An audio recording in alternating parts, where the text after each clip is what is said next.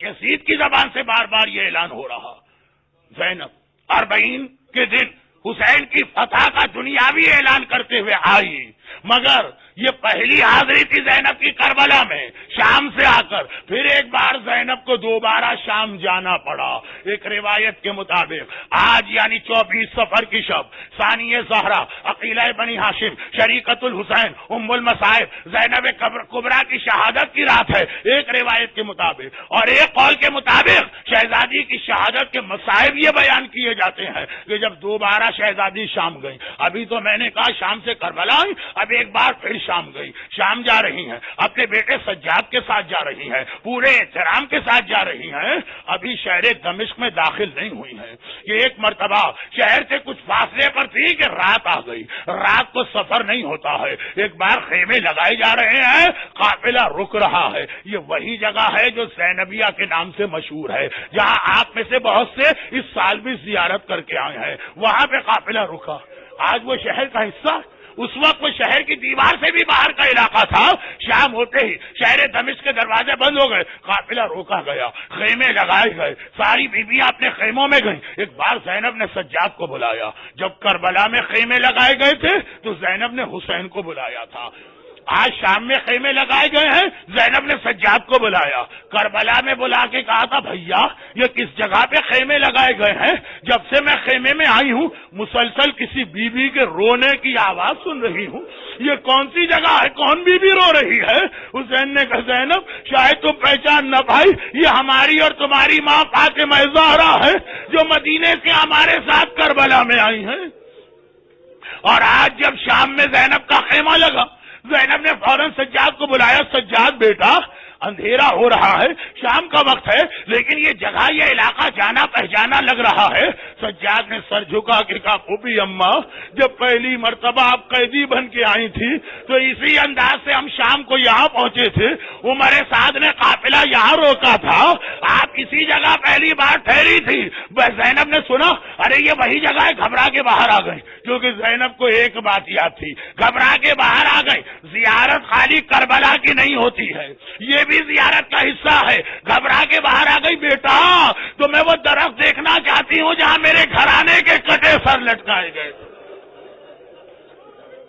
خالی روزے کی زیارت نہیں ہوتی، یہ بھی زیارت ہے۔ زینب کو اچھی طرح یاد ہے کہ زینب کبھی بھول سکتی ہے کہ جب ہم آئے تھے قافلہ رکا تھا، ہمیں خیموں میں بٹھایا گیا تھا اور ہمارے گھرانے کے سر ایک باغ کے مختلف درختوں پہ لٹکائے گئے تھے۔ زینب نے کہا مجھے اس باغ کی زیارت کرنا، باہر آئی تو سامنے ہی وہ باغ تھا۔ آئے زینب ایک لمحے کے لیے بھی اس کا ایک درخت زینب کو یاد ہے، باغ میں داخل ہوئے، یہ وہی درخت تو ہے جس سے میرے قاسم کا کٹا ہوا سر لٹک رہا تھا، یہ وہ درخت ہے جس میں میرے اکبر کا کٹا ہوا سر لٹک رہا تھا، ارے یہ تو وہ درخت ہے جس میں میرے عباس کا سر لٹکایا گیا تھا۔ عباس کا سر واحد سر تھا جو پورے سفر میں نو کے نیزہ پہ تو بلند نہ ہو سکا، جب بھی نو کے نیزہ پہ لگایا جاتا ہے وہ زمین پہ گر جاتا ہے، مگر یہ درخت ہے جہاں عباس کا سر لٹک رہا تھا۔ اچھا ایک درخت کو زینب نے نظر انداز کر دیا، ایک درخت کو زینب نے چھوڑ دیا، ارے زینب چھوڑ سکتی ہے، آپ کو اس درخت کا حق ادا کرنا ہے۔ یہ عجیب درخت ہے، یہ عجیب درخت ہے، یہ وہ درخت ہے جس میں اون و محمد کے کٹے سر لٹکائے گئے۔ کربلا سے لے کے شام تک زینب نے کبھی اون و محمد کا ماتم نہیں کیا، ارے وہ میں نے بھائی پہ صدقہ کر دیا، ان کا کیا تذکرہ۔ جب کٹے سر آئے تھے تب بھی ہر بیوی نے اپنے وارث کا کٹا سر اٹھایا تھا، اون و محمد کا سر اٹھانے والا کوئی نہ تھا۔ شامی عورتوں نے گھبرا کے کہا تھا ایسا لگ رہا ہے یہ بچے لاوارث ہیں، نہ ان کا باپ ہے نہ ان کی ماں ہے، کوئی ان کا سر گود میں لینے والا نہیں۔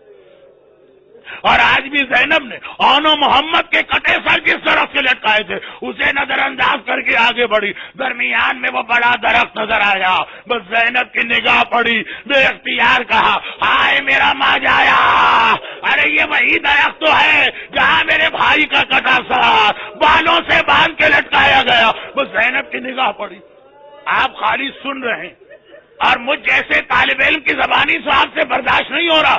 زینب تو آنکھ سے دیکھتی ہے.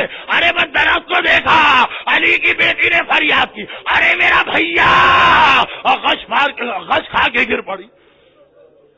اور جو گری تو ایک نہر کے اندر جو باغ میں پانی لے کے آ رہی, باغبان نے دیکھا پانی رک گیا. وہ ایک مرتبہ تلاش میں چلا بجا کیا دیکھا ایک ضعیفہ پوری چادر اور حجاب کے ساتھ اس نہر کے اندر غشی کے عالم میں ہے.